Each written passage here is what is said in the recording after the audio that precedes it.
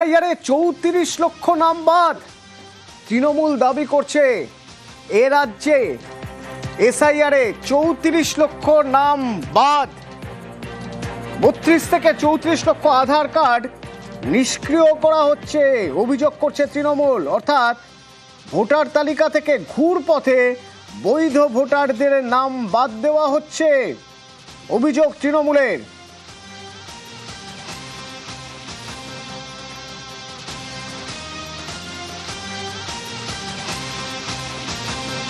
এর আগে পার্লামেন্ট লিখিতভাবে তারা জানিয়েছিলেন যে ইউআইডিএআই তারা বছর ভিত্তিক, রাজ্য ভিত্তিক বা কোনো স্পেসিফিক আধার নিষ্ক্রিয়করণের তথ্য সংগ্রহই করেন না। তাহলে যে তথ্য তারা সংগ্রহই করেন না, সেই তথ্য তারা রাজ্য নির্বাচন কমিশনকে দিলেন কি করে?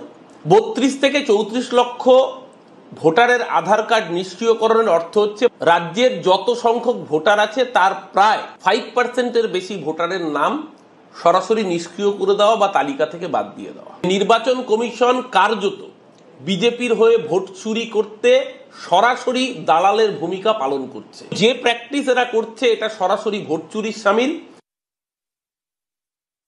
আমাদের প্রতিনিধি দল এই দাবি করেছে যে আধার ডিঅ্যাক্টিভেশনের যে তথ্য, এই তথ্যকে নির্বাচন কমিশন ব্যবহার করুক। আমাদের তৃণমূল কংগ্রেসের বন্ধুরা তারা যেভাবে একটা ভয়ের বাতাবরণ তৈরি করার চেষ্টা করেছে, 50 লক্ষ বাদ, 50 লক্ষ লোকের নাম এমনি বাদ যাবে। প্রচুর মানুষ মারা গেছে, এই যে ডিঅ্যাক্টিভেটের কথা বলছে 30 লক্ষের কাছাকাছি, তো তারা তো মারা গেছেন।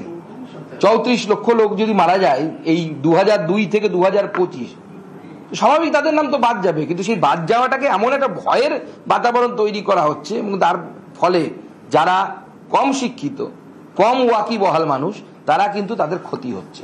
আমি তৃণমূল কংগ্রেসকে অনুরোধ করব মানুষের জীবন নিয়ে এই ধরনের নোংরা রাজনীতি না করতে।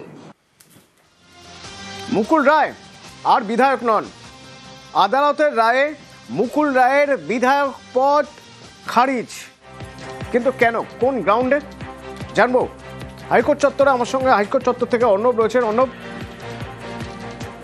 অতনু 2021 সালে কৃষ্ণনগর উত্তর বিধানসভা থেকে বিধায়ক হন মুকুল রায় বিজেপির টিকিটে, অর্থাৎ বিজেপি বিধায়ক হিসেবে তিনি নির্বাচিত হন।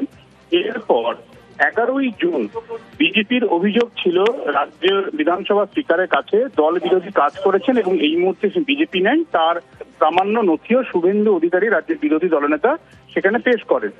একবার নয় দুবার বিধানসভা স্পিকার হাইকোর্টের নির্দেশে বিবেচনা করার পর জানায় না, যে প্রামাণ্য নথি স্পিকারের দপ্তরে এসছে সেগুলি খতিয়ে দেখার পর স্পিকার এই সিদ্ধান্ত উপনীত হচ্ছে মুকুল রায় এখনো বিজেপির বিধায়কই রয়েছেন, তিনি অন্য কোনো দলে যাননি। এই যে দ্বিতীয়বার অর্থাৎ সর্বশেষ যে স্পিকার খারিজ করলো শুভেন্দু অধিকারীদের আবেদন বা শুভেন্দু অধিকারীর আবেদন, অর্থাৎ দল বিরোধী কাজ করেনি বলে, সেটাকে চ্যালেঞ্জ করে নতুন লিটিগেশন হয়। সেই মামলার আজ রায় ঘোষণা করলো বিচারপতি দেবাংশু বসাক এবং বিচারপতি সাব্বার রশিদি। এই বেঞ্চ আজ জানালো যে রাজ্য বিধানসভা স্পিকার যে প্রামাণ্য নথির ওপর বা তথ্যের ওপর ভিত্তি করে মুকুল রায়কে বিজেপিতেই আসতে বলেছিলেন, সেগুলি পাইভার্তিক বা সেটা ত্রুটিযুক্ত এক কথায় বলা যায়। কাজেই ওই সিদ্ধান্ত বাতিল করা হলো। পাশাপাশি বিধায়ক পদ 11ই জুন 2021 থেকে মুকুল রায় বিধায়ক নয়, সেটাকে খারিজ করলো দল বিরোধী আইনের তার ইমপ্লিকেশন রেখে এবং অ্যাকর্ডিংলি বিধানসভার অধ্যক্ষকে নির্দেশ দিয়েছে হাইকোর্ট যে 10ম শিডিউল রুল 86 মেনে রিকুইজিট চেক অর্থাৎ যথাযথ পদক্ষেপ মুকুল রায়ের বিরুদ্ধে নেওয়ার জন্য। একই সঙ্গে যেহেতু 11ই জুন 2021 থেকে বিধায়ক পদ থাকছে না মুকুল রায়ের, কাজেই পিএসসি সেই সময় পিএসসি অর্থাৎ পাবলিক অ্যাকাউন্টস কমিটির চেয়ারম্যান পদে বিজেপি বিধায়ক হিসেবে যে মনোনয়ন দাখিল করেছিল এবং তিনি হয়েছিলেন চেয়ারম্যান, সেই মনোনয়নটাও হাইকোর্ট বাতিল করলো। অর্থাৎ বিধায়ক পদ খারিজ, একই সঙ্গে সেই সময় পিএসসির মনোনয়ন পত্রটাও বাতিল করলো মুকুল রায়ের কলকাতা হাইকোর্ট।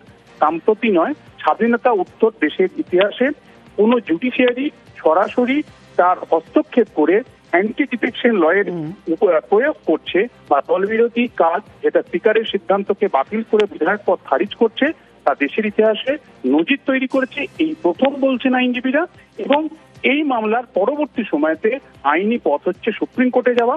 এখন দেখার বিধানসভার স্পিকার এই সিদ্ধান্ত বা রায়কে চ্যালেঞ্জ করে সুপ্রিম কোর্টে বা শীর্ষ আদালতে যায় কিনা। ধন্যবাদ। আমি অত্যন্ত খুশি। আমার 4 বছরের লড়াই এটা সংবিধানের জয়। মোট 54 MLA কে ভয় দেখিয়ে সুইচ ওভার করিয়েছে। এর পরের পালা তন্ময় ঘোষ বিষ্ণুপুর, আলিপুরদুয়ারের সুমন কাঞ্জিলাল, হলদিয়ার তাপসী মণ্ডল, এরা প্রস্তুত থাকুক, এর পরের পালা এদের।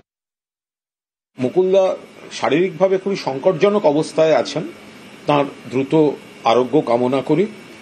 আর মুকুলদা তো নিজেই কনফিউজ ছিলেন কোন দলে আছেন, তো সেই কনফিউশন এই তদন্ত করতে গিয়ে মামলা মোকদ্দমার কাগজে এই কনফিউশন কোর্ট চত্বরেও সঞ্চারিত হয়েছে। তো ফলে কাগজে কলমে দিনের শেষে বিজেপির একজন MLA কমেছে, তৃণমূলের কি ক্ষতি হবে? তৃণমূলের কোনো ক্ষয়ক্ষতির ব্যাপার নেই। বিজেপির এ বিষয়ে কথা বলার কোনো অধিকার নেই, কারণ যে বিজেপি একের পর এক রাজ্যে অন্য দলের বিধায়ক ভাঙিয়ে যারা সরকার গঠন করেছে, এই রাজ্যেও 21 সালে মনে নেই যোগদান মেলা কারা করেছিল, যোগদান মেলা, তো তারা নীতিজ্ঞান শোনাবে সারা ভারতে যারা দলবদল করানোর জন্য CBI ED কে ব্যবহার করছে, তাদের মুখ থেকে এখানে কোনো বড় বড় কথা শুনবো না। আমি অধ্যক্ষ বিমান ব্যানার্জির পদত্যাগ দাবি করছি। বিরোধী দলের তো কোনো কাজ নেই, এর পদত্যাগ চাইছে, তার পদত্যাগ চাইছে।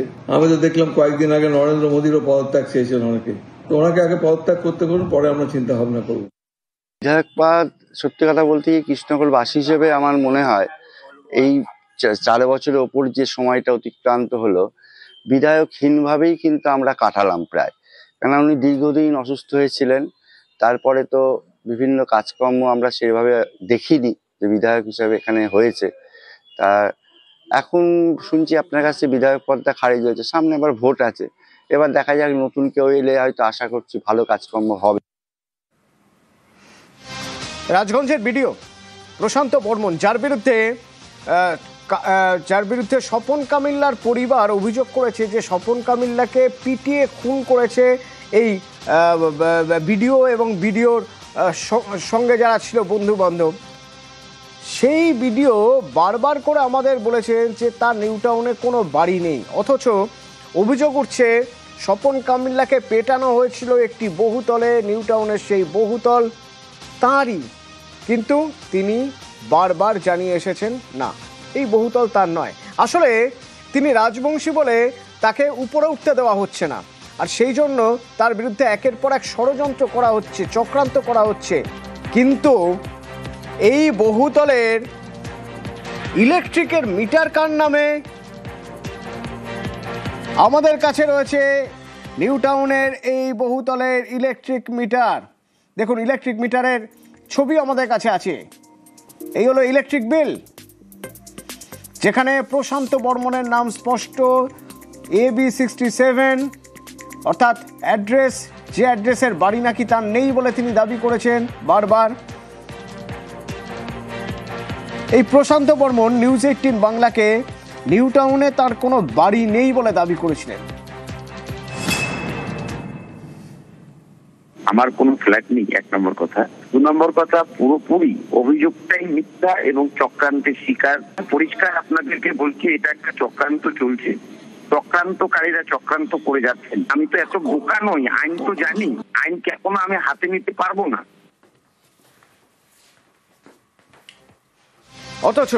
অথচ তিনি বলে যাচ্ছেন যে এ বাড়ি তার না, আর আমাদের কাছে এ বাড়ির ইলেকট্রিকের বিলের ছবি আছে, যাতে নাম হিসেবে তার নাম।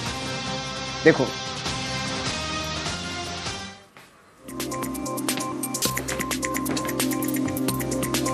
এর আগে 2 জন গ্রেপ্তার হয়েছেন, তাদের মধ্যে একজন এই ভিডিও প্রশান্ত বর্মন ঘনিষ্ঠ, আরেকজন তার ড্রাইভার। এবার আরো একজন গ্রেপ্তার। নিউ টাউনে সোনা ব্যবসায়ী খুনে ধৃত আরো এক, শিলিগুড়ি থেকে সজল সরকার গ্রেপ্তার। কে এই সজল সরকার? একসময় জেলার তৃণমূল ব্লক প্রেসিডেন্ট ছিলেন, দুর্নীতি সহ একাধিক অভিযোগে পদ হারান। কি অভিযোগ আছে তার বিরুদ্ধে? সজলের বিরুদ্ধে সোনা পাচার সহ একাধিক অভিযোগ। প্রভাব খাটিয়ে সজলকে একটা পদে বসিয়েছিলেন বিডিও প্রশান্ত বর্মন।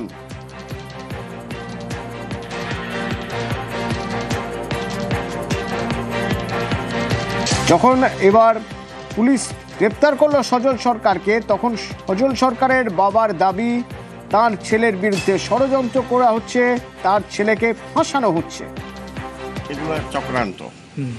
এগুলো চক্রান্ত হেনস্থা করা। আমার ছেলে এই ধরনের না। আমার ছেলে বিভিন্ন এই 2 নম্বর ব্লকে বিভিন্ন জায়গায় মিটিং করে বেড়াচ্ছে, এগুলা জনগণ দেখতেছে। এখন কিসের থেকে কি হইতেছে সেটা আমি বলতে পারবো না। এই সজল নিউ টাউনে মারধরের সময় কোথায় ছিল? তার মোবাইল টাওয়ার লোকেট করে পুলিশ পাচ্ছে যে নিউ টাউনেই ছিলেন সে সময় সজল। সরকারি আইনজীবীরা দাবি করছেন যখন স্বপন কামিল্লাকে মারধর করা হয় সেই সময় এই সজল তিনি নিউ টাউনেই ছিলেন, এবং রাজু ঢালির তোলা যে মারধরের ভিডিও সেখানে সজলের ছবি দেখা যাচ্ছে।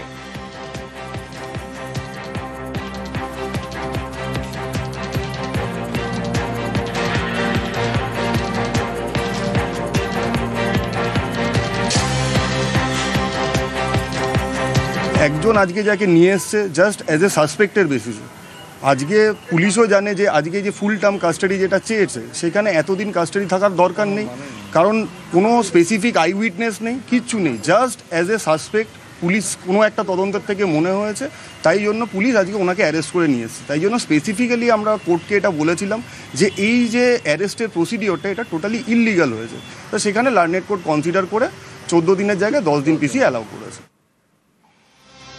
দিল্লি বিস্ফোরণের ঘটনায় 5 ডাক্তার গ্রেপ্তার, কিন্তু এদের মাথায় কে? এদের মাথায় আরো একজন ডাক্তার মুজাফফর আহমেদ রাঠের। এই পুরো টেরর মডিউল নাকি মুজাফফরের। মুজাফফর পাকিস্তানে টেররিস্ট হ্যান্ডেলার, জঙ্গিদের হ্যান্ডেল করেন, কিন্তু আদতে এই সব কিছু করেন আফগানিস্তানে বসে। 2022-এ আফগানিস্তান, দুবাই হয়ে আফগানিস্তানে গিয়েছিল এই মুজাফফর, গোয়েন্দাদের কাছে সেই তথ্য রয়েছে। এবং এই যে হামলা হলো, উমর যে হামলা করেছে বলে জানা যাচ্ছে বা সন্দেহ হচ্ছে, এই দিল্লি হামলাও মুজাফফরের নির্দেশেই। এর আগে মুজাম্মেলকে ইস্তাম্বুলে নিয়ে যায় মুজাফফর। হ্যান্ডলার ডক্টর উকাশার সঙ্গে যোগাযোগ এবং হ্যান্ডলারের সঙ্গে মুজাম্মেলের যোগাযোগ করা এই মুজাফফর, অর্থাৎ পুরো একটা টিমকে টিউন করা, এর সঙ্গে ওর যোগাযোগ করিয়ে দেওয়া, কোথা থেকে কিভাবে ফান্ডিং হবে, সেই টাকা কিভাবে ভারতে ঢুকবে, অস্ত্র কিভাবে ঢুকবে, অস্ত্র বা বিস্ফোরক কোথায় মজুত করে রাখা হবে, প্ল্যান অফ অ্যাকশন কি হবে, কিভাবে কাজ করবে, গাড়িতে বিস্ফোরক নিয়ে যাওয়া হবে কিনা, এই সব কিছুর মাস্টার মাইন্ড এই মুজাফফর আহমেদ রাঠের।